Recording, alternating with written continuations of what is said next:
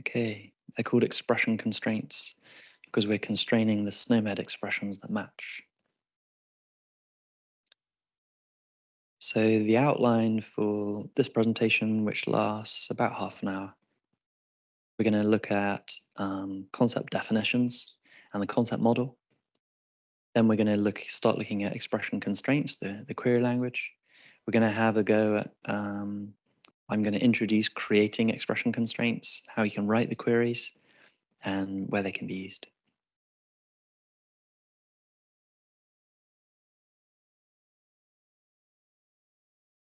So, as Anna said before the break, SNOMED is of course intended to be used by humans, and it's translated into many languages. It's language agnostic, but it's also intended to be very useful to computers and kind of to help computers understand the meanings of these concepts that can be used, for queries and for clinical decision support and many other use cases. And the way we describe these concepts is using a concept definition. So a concept that's defined in SNOMED can have many parents, which helps to define the concept. What concepts am I a subtype of? And also these defining relationships. So we kind of use the terms interchangeably. Sometimes we say they're defining relationships. We also sometimes call them attributes or properties. They're kind of like other facts that you can use to describe the concept. So here we have malignant tumor of lung, and it is a subtype of the malignant neoplasm of lower respiratory tract. It's also a neoplasm of thorax and a neoplasm of the lung. So it has a finding site, like where in the body is it found? It's found in the lung structure. And the lung structure is part of a different hierarchy in SNOMED, and that's also organized with many parents or ancestors. It has a morphology that's like a change in the body of a malignant neoplasm. So this is the way concepts are defined. And really, when SNOMED is distributed, these are kind of just rows in a table that say this concept is linked to this concept using this type. It's nice to see them in a diagram and see them all organized, but we can use them in queries. So the subtype relationships help organize the hierarchy, and the attribute relationships link to other parts of the hierarchy.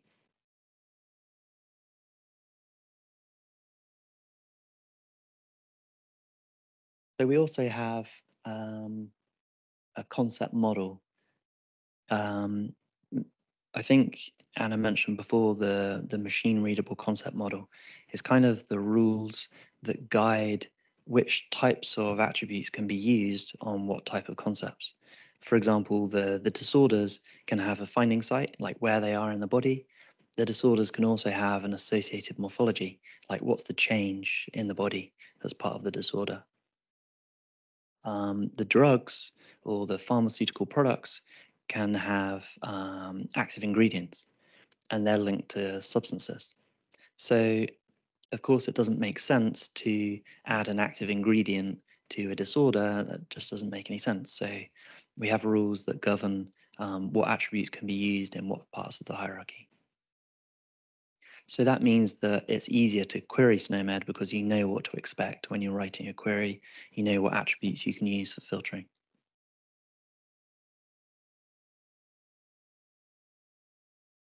There's more than 100 different types of attributes, but I would say you will never use all of them.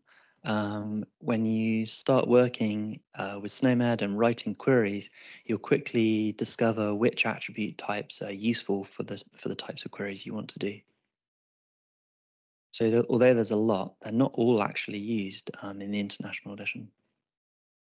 But the ones that are most used probably are finding site, associated morphology. There's also procedure site. Must be here somewhere. Yeah, so and associated with method is common for procedures. So you'll get to know the useful ones. There's part of the rules of authoring SNOMED. We specify the domain that an attribute can be used. That's kind of like what concept type or what area in the hierarchy. We have an attribute name, like a finding site, and we have a range of concepts that it can be applied to. For example, finding sites can be applied to the anatomical or required body structures. It's like, which body structure does this finding happen in?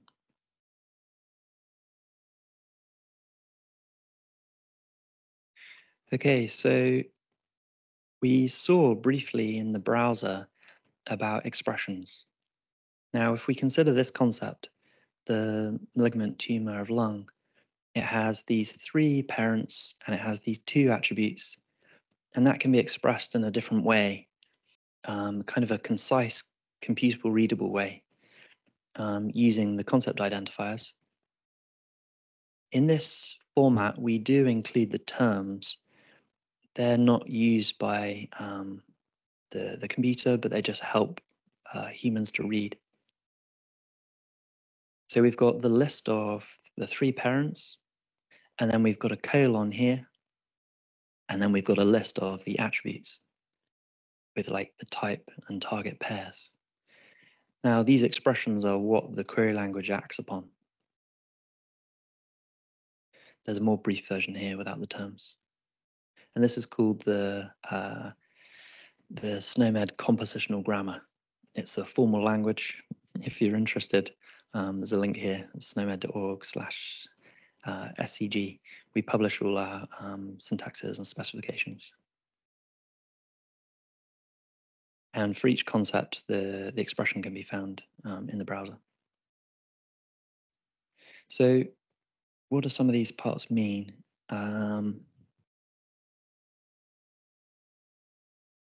So each expression expresses a single concept, the meaning of a single concept. And we've got some examples here.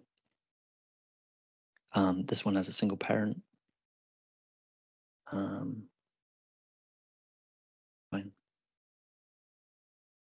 Okay, so we're going to move on now to introduce expression constraints, the query language of SNOMED. So the expression constraint language, or ECL, is a computable rule that can be used to define a set of clinical concepts.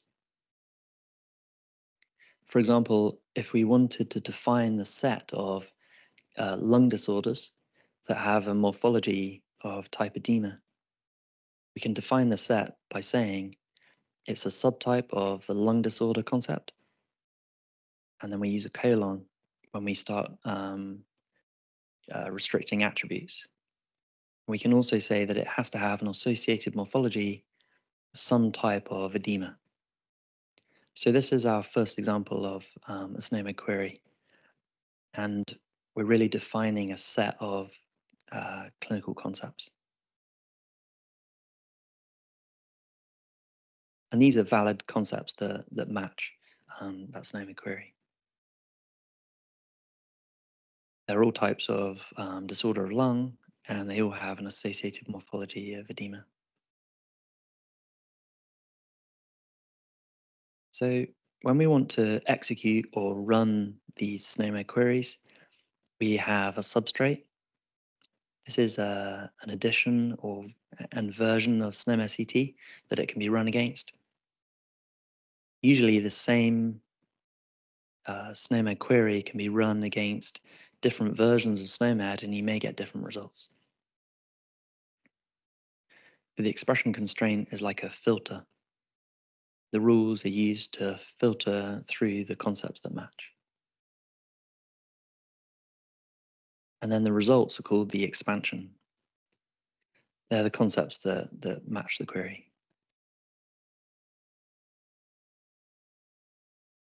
There's many use cases for ECL. It's a really useful thing to be able to query SNOMED like this, especially when it's so large. And one of the key use cases is maintaining subsets like the set of concepts that are useful for some purpose.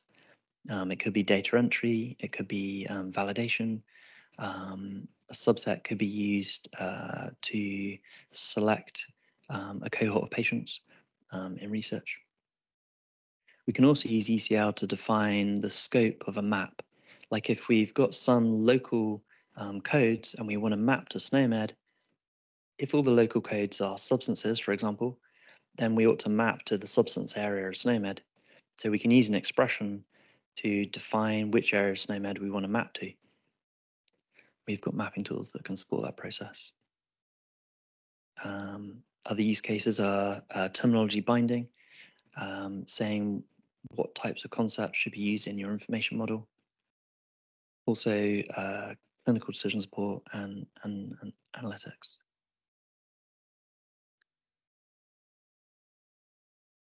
Let's take a look quickly before we start writing some SNOMED queries. Let's take a look at the different parts of this example.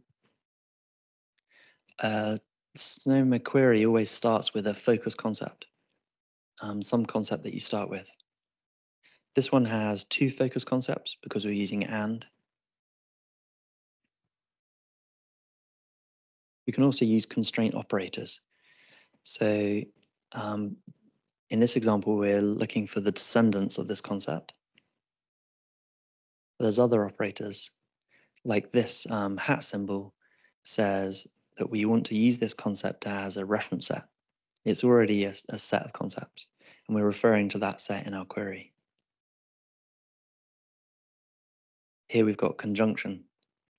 So we're saying that the constraints are that there has to be a clinical finding and it has to be a member of this reference set. And we can also do attribute refinements.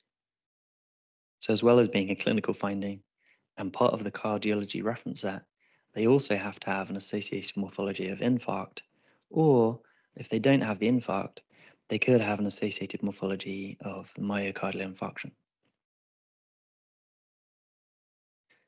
You usually don't have to write queries that are that kind of constrained, but it's a nice example to show that you can use the hierarchy and a pre-existing set and some attributes, and the attributes could be optional.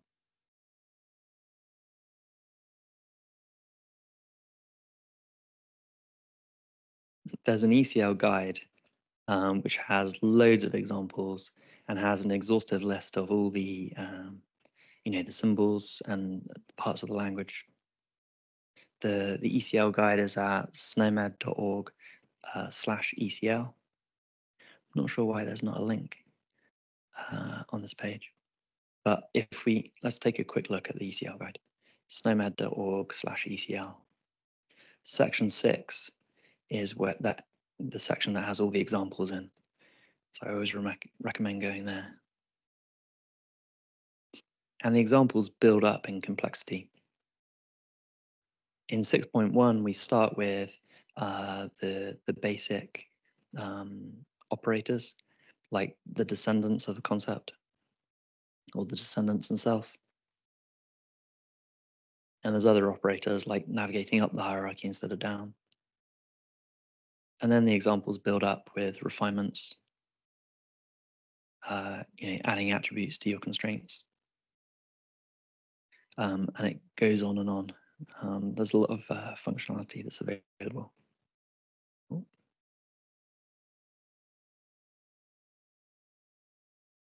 I think this slide is in the wrong order. We've seen it already.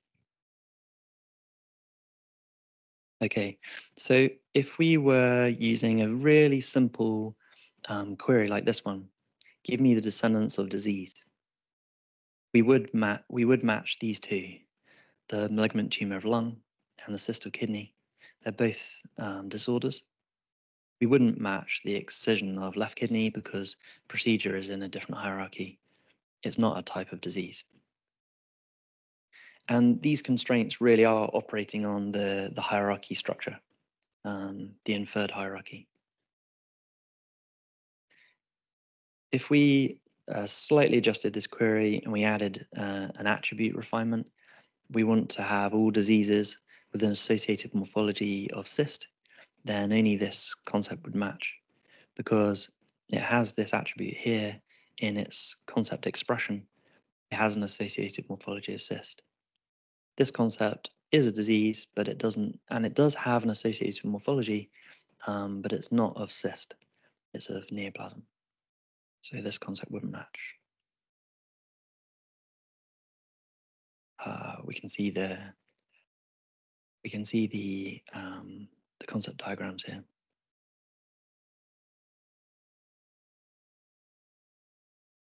Okay, interestingly, because we're saying it can be any type of cyst, we're saying descendants and self here. It doesn't just have to be cyst. This concept would match because it has a morphology of cyst. There's others that would match as well. For example, this one is the ganglion cyst of right ankle. It has an associated morphology that isn't cyst. It's ganglion cyst, and that's a subtype of cyst. This concept will still match because we didn't ask in the query, we didn't ask for cyst explicitly. We said any type of cyst with the less than symbol. It means this concept or any of its subtypes. So ganglion cyst is a subtype of cyst. This concept would still match our query.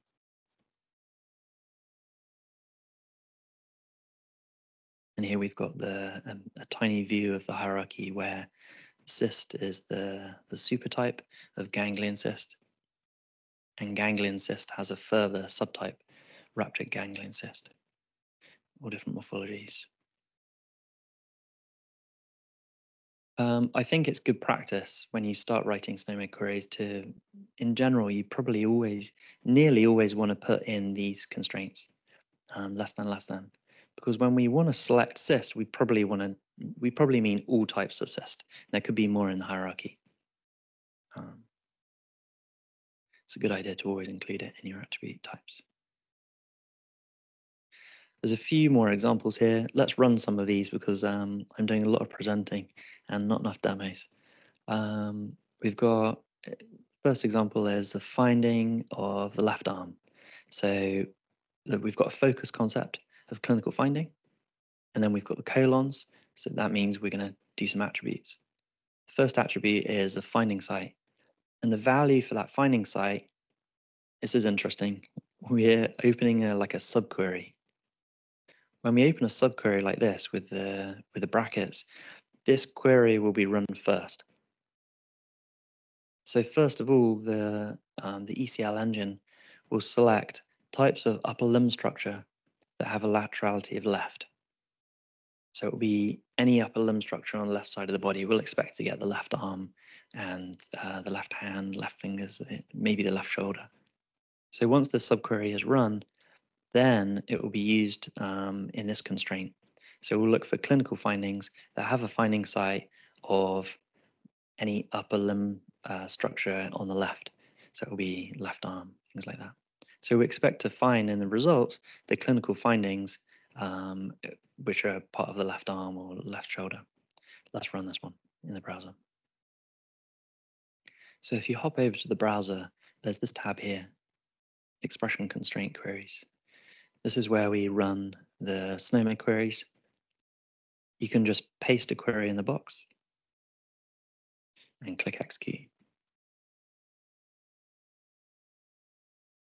So we've matched 1,500 concepts, and we can see that they are all findings. So when we say clinical finding, that includes disorders as well. So it could be just something that you observe about the body, and it may not be a problem, may not be a disorder, but it could be a disorder too. Let's see that in the hierarchy. We've got clinical findings here. I should switch on the FSNs. Yeah, so clinical findings also include the disorders. The disorders are here, both semantic tags. So we selected clinical findings with a finding site of upper limb structure on the left side of the body. So we should have, yeah, we've got lots of disorders, like of the left wrist, of the left forearm. This one's of bilateral wrists, which is interesting. I guess this concept definition includes that it happened on the left wrist and on the right wrist. So the right wrist. So it has matched our constraints. Let's have a quick look at that query, that concept. Yeah, so it has a finding site of the structure of tendon within the left wrist. So it has matched our query. I need to close these. Okay, so there's more examples there. I recommend running some of these. I don't know if you've got the slides already, so I'm going to paste all these examples into the chat in case you haven't.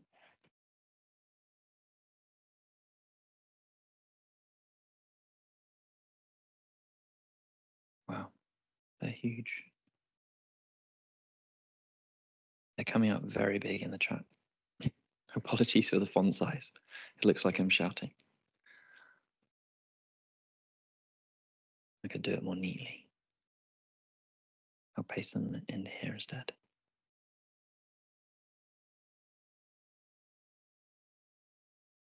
That's better.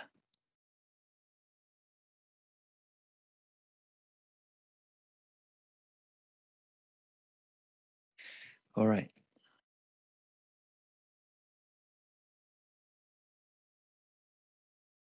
So there's a few examples to distract you while I do some more slides. I'm going to introduce the ECL builder in a minute, which makes it easier to create these queries. Okay. There's more and more examples. There's loads of examples. There's different types of filtering. We can filter by the effective time of concepts, like when they were last created or updated. Oh, one thing I do want to draw your attention to is this one. This one's really important, definitely for data science. So in the last 2 years, we've added something which should have been there right from the beginning of ECL, and it's this one here. This is called the history supplement. This one's super important because it allows us to include inactive concepts. Usually when we query SNOMED, we rely on the SNOMED hierarchy. And I said before that when concepts become inactive, then they get all their relationships taken away and they're no longer in the hierarchy. So that's a problem if you're querying over healthcare data that's been recorded over several years. It's very likely that some of the concepts in your data will be inactive because, some concepts become inactive over time. You don't want to miss those records when you're doing a SNOMED query. So that's why we've introduced the history supplement. So the way this works is we start with a normal query, like give me all the types of asthma. And there's around 100 in SNOMED, maybe 120. But as well as the ones that are in the hierarchy now, we also want to add all the concepts that used to be in that area of the hierarchy. They are a type of asthma, but they're no longer active. And we do that using the history supplement. So we add this. I'm going to show this example in the browser because it's really important for you guys. I'm going to start just with asthma like this. And I'm going to click execute. Okay, there's about 109 in here, different types of asthma. And we can see them all. They're all white. And that's a clue to what's going to happen. If we add the history supplement, if we're doing data entry, then this is the list we should use, the active concepts. If we're doing a study and we want to find all the patients who have had asthma or have got asthma, then we need to use the history supplement. So we do curly brace twice, plus, and we do a history. And then if we run this one, instead of 109, we get loads more. There's loads of types of asthma that have become inactive over time, 185, and we'll see them right at the end of the query results. We can expand the query here. The table by default just shows 100. Let's grab the rest. Here, we've got around 80 inactive concepts. Some of these are really old. I expect these were inactivated 20 years ago. We've got things like asthma, NOS, that means not otherwise specified. And that's kind of like a loose kind of classification style term, which we don't like in SNOMED. So it was made inactive ages ago. So it's unlikely to be used, but some of these other ones, could have been made inactive recently. So essentially, if we use this plus history thing, we get the inactive concepts first, and that allows us to match records over time that may have inactive concepts. Okay, there's a guide, snomed.org/ECL, and as I said before, section 6 is where all the examples are. I recommend going through them in order, and you may only ever need the simple expression constraints, maybe the refinements. 6.4 is good as well. The conjunction and disjunction, that's like the and the or. So if a constraint has to be two things, or it could be either thing, that's the section. Okay, so let's look at methods for creating expression constraints. There is formal documentation for the rules of which attributes can be used in different parts of the hierarchy. There's snomed.org/EG. This is like the editorial guide that's used for the authors of SNOMED, so that they know what the rules are. There's also a machine readable version of the rules. Here, the machine readable concept model, and there's a browser for it as well. The link's here. And this is where, let's take a very quick look. This is where we can see all the different domains or the high level types of SNOMED, for example, procedure. And then if we select, we can see all the different attributes that can be used. Where's our procedure site? I can't see it. Yeah, we've got procedure site. We've got two types of procedure site. So this is where you can find which attributes you can use in your hierarchies. And then we've got the ECL execution engine. Now, we've defined ECL as a standard. It's documented. There's documentation on how to implement the engines as well, like the query syntax. And there's three really well-known terminology servers that can be used for running these SNOMED queries. There's Snowstorm, which is an open source terminology server from SNOMED International that's free to use. There's also a couple of commercial offerings, Onto server from Australia and SnowRay, which is from Hungary, from B2I Healthcare. It's another excellent server. But the idea is, because we've got this standard, if we run a SNOMED query, regardless of which implementation you use, there are others, it's not exhaustive, you should get the same expansion. You should get the same set of SNOMED results, as long as you're using the same query and the same version of SNOMED as well. You should get the same results. That's the idea. We're trying to standardize things. There's one more in the list that's by SNOMED International. We have two now. We've got Snowstorm, which is a big server that can load multiple versions of SNOMED. We've also got a tiny one, which is great for research, called Snowstorm Lite, and I'll introduce that later. And then we can run the SNOMED queries. I've demonstrated this already.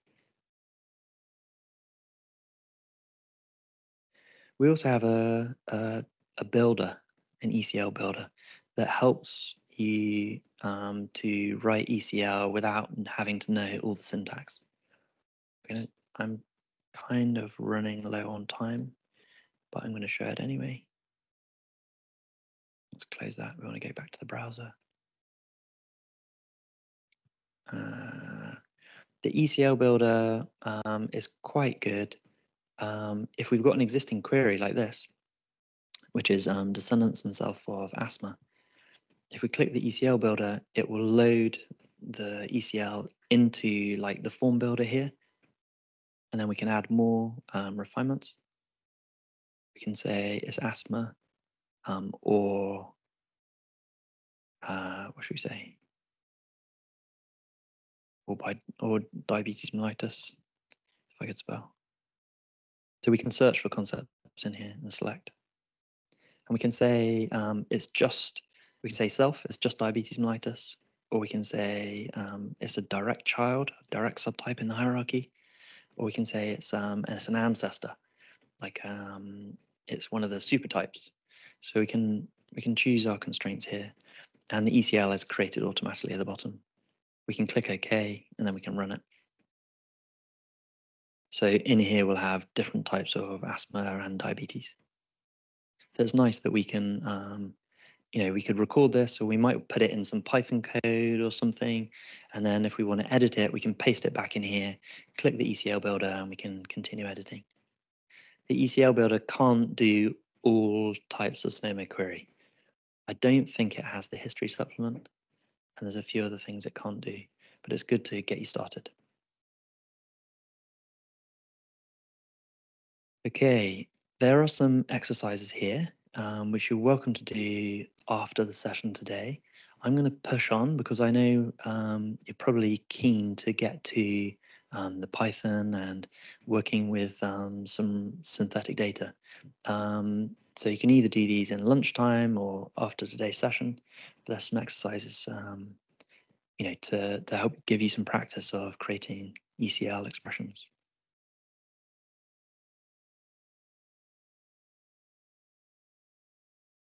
So over the next 5 minutes, we're going to look at some use cases.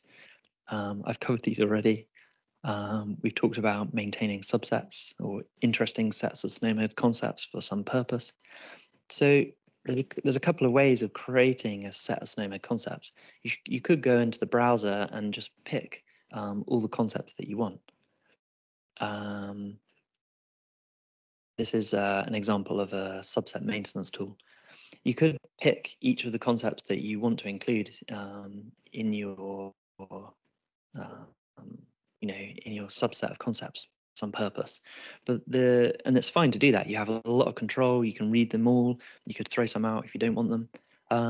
The issue is that SNOMED changes over time, as we saw from the number of inactive asthma concepts.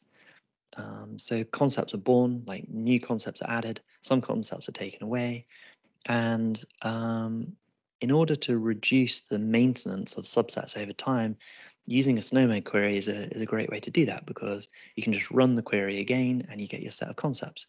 When a new release of SNOMED comes, it might have new concepts, some inactive concepts.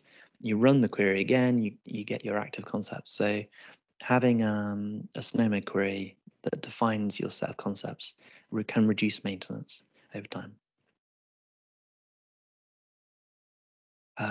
These are other use cases. So we have a free to use mapping tool. So if you have any code system, maybe you've got local code systems and you want to map them for SNOMED, maybe you want to map them to SNOMED so that you can analyze the data using SNOMED queries. That's a great use case. And you might want to create a map. So we have this free mapping tool. It's called Snap to SNOMED. If you want to use it, just drop us an email and we can set up accounts for you. Implementation@snomed.org. But one of the things you can do with a map is you can define what area of SNOMED you want to map to. For example, if you've got a local set of substances, or it could be disorders, it could be, medical devices, anything that's in SNOMED, you can map them to SNOMED. You can say, I want my map to concentrate on this part of SNOMED. We've actually got an algorithm in the mapping tool that will attempt to automatically map your local codes to SNOMED by matching all the descriptions. There's a bit of fuzzy matching. That will work really badly if you don't define which area of SNOMED to map to. So you need to do that constraint. Another great example is terminology binding. So if you're using SNOMED to capture codes that are part of an information model, or it could be they're part of a schema for research, it's nice to use ECL to define the set of concepts that are okay for that data element, because it can be used to constrain data input. It can also be used to validate that the code used in this data element is correct and it should be in there to assess data quality. We call that terminology binding when we define a set of concepts for a data element. There's an example user interface here at snomed.org/UI. We've got a lot of these short links, and it really demonstrates how SNOMED should look to a clinician. And I can't remember if Anna demonstrated this before the break, but essentially clinicians should be able to use their clinical language. They should be able to use prefixes, to find things easily and quickly. They shouldn't see the SNOMED codes. They should see the preferred term for each concept, preferably in their language, of course. But yeah, it's a great demo. It's open access. You can go in and play with it. There's a few fields there. One of them is clinical findings. One of them is procedures. Yeah, there's more and more demos. This is like a really high-level example of some data analytics where we run a SNOMED query, for example, to find all malignant tumors of breast. And then we get a set of SNOMED codes, and then we can use that set of SNOMED codes to query the patient data to find, which diagnoses match those SNOMED codes. And then, of course, we identify the patients. So a high-level example. The last one that I'm going to talk about is clinical decision support. So this is where we can use SNOMED queries to define rules which can trigger advice for clinicians. For example, it could be clinical guidelines that can get presented. When a patient has a certain type of disorder, instead of having to remember and go and find the clinical guidelines, maybe it's something a bit unusual that they don't use every day, the system could trigger that this type of concept has been recorded, and it could suggest, here's the clinical guidelines. This is relevant to surface relevant information in good time. It can also be used for other types of clinical decision support rules like drug-drug interactions, or if there's a drug being prescribed, which is not a good idea for a certain clinical situation. That can all be defined using SNOMED queries. And again, if you use SNOMED queries, it reduces the maintenance of maintaining those rules. Okay, that's the end of the introduction to ECL session. Is there any questions in the room, online? Yeah, can I give you a microphone so they can hear online?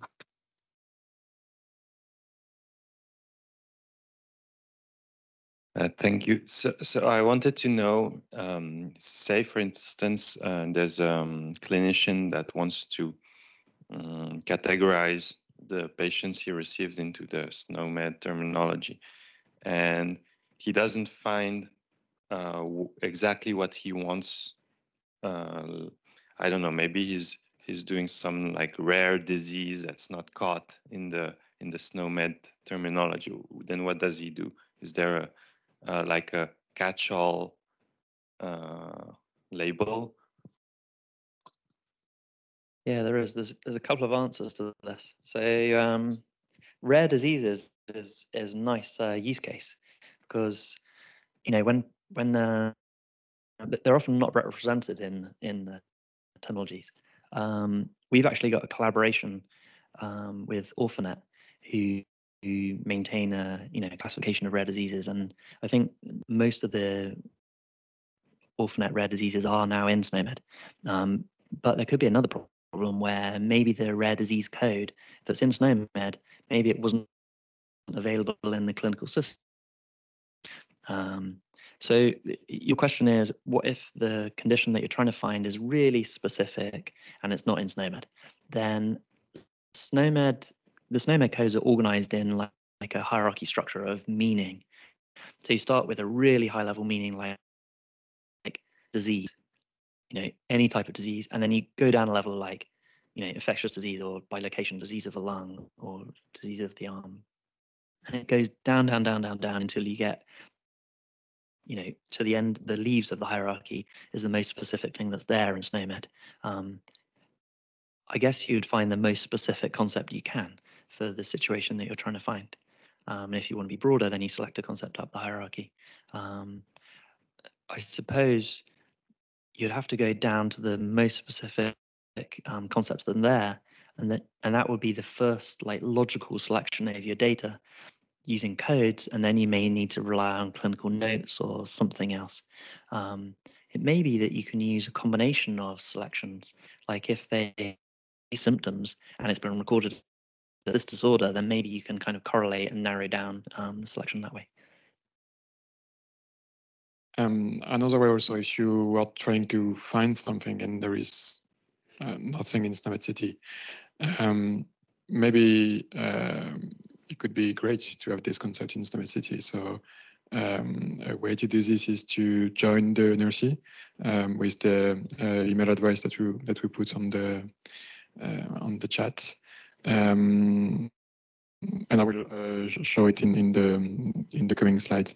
One of the roles of the NRC is to gather all the change requests, and we are working with you to be sure that they are in line with the editorial guidelines and this kind of requirements. And then we send them to SNOMED International if they are in line with everything. Or if they are out of the scope, we are explaining to you why is it not possible to add this. Sorry, we're going to do a condensed version. So, can I add something? Yeah, go ahead, Anne. Yeah, I think it's important there to say that in other code systems, yeah, there will often be like an other option, so you can pick something else. But I think what Kai said, that it's important to select the most specific that you can find, so the closest match. And then implementers really need a mechanism where the end users can feedback to some management authority to say, well, we are lacking this concept, so that it can be added. And we, as Maël just stated, we have a robust mechanism for and an efficient mechanism for including things into SNOMED, either the international edition or the national edition. So the objective is really that we can enter anything that is clinically relevant to you. But it's important that when you implement SNOMED CT, that you are made aware by the clinicians that this is needed. So some feedback process is required of your implementations. Yeah, we don't have any buckets for other things because that's not useful for analytics. Yeah. You just have to find like if you're recording the data and you can't find something specific enough, you just have to be slightly less specific and say, is this? Because the statement is still true, and using buckets for other is really like a classifications thing. It's not an ontology and terminology thing.